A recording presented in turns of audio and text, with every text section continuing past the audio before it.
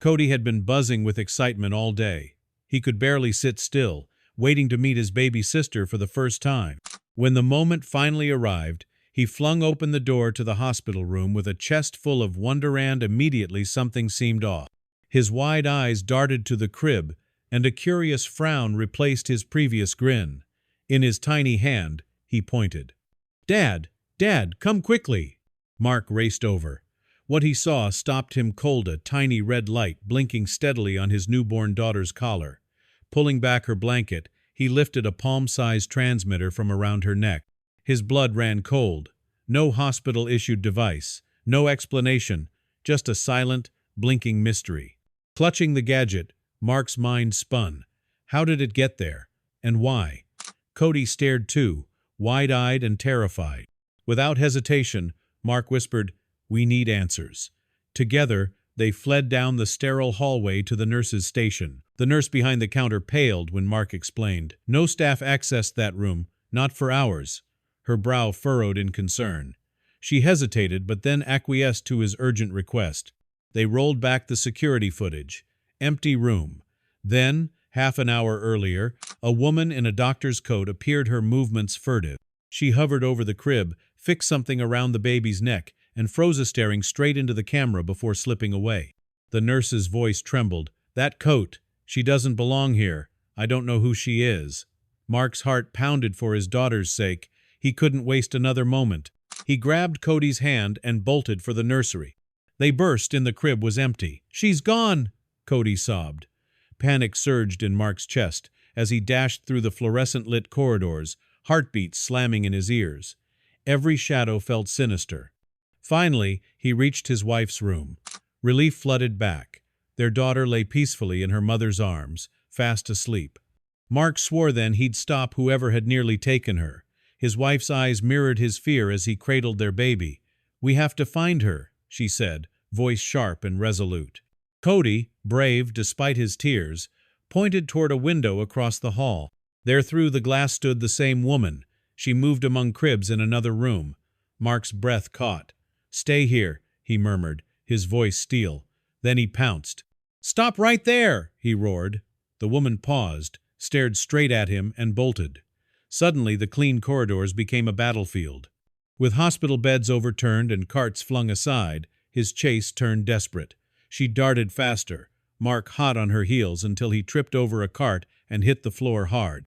He watched her slip past the doors, out into the world. In the parking lot, he spotted her slipping into a waiting sedan. He sprinted, adrenaline giving wings to his leg. She fumbled with her keys, but by the time the engine roared, he smashed open the door, yanked her from the vehicle, and slammed her against the car hood.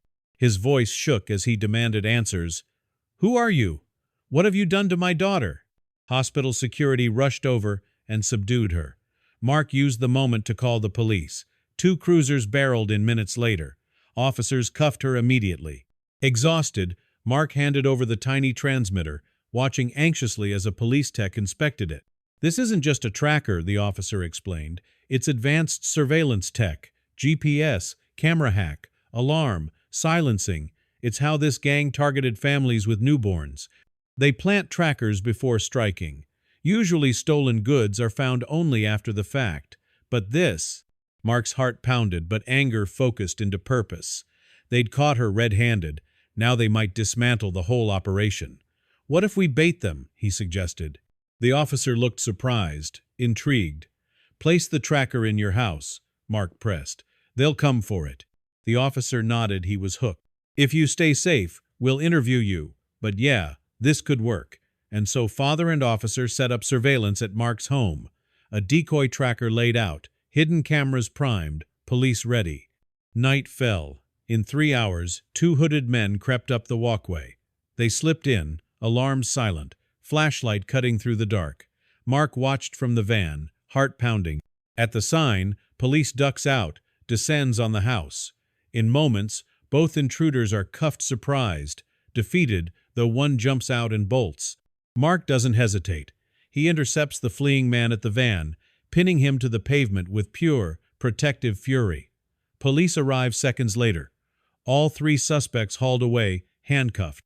Inside the station, investigators pieced together the case. The woman from the hospital, finally unmasked, really was part of the ring. They'd been targeting new parents, silently planting trackers, then returning undercover to burglarize homes. Thanks to Tiny Cody noticing a light, and to Mark's courage, this gang had been stopped.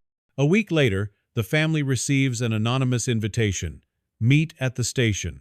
Expecting questioning, they're instead ushered into a room filled with other families, all victims who, like them, have had their belongings returned thanks to the tracker's sting.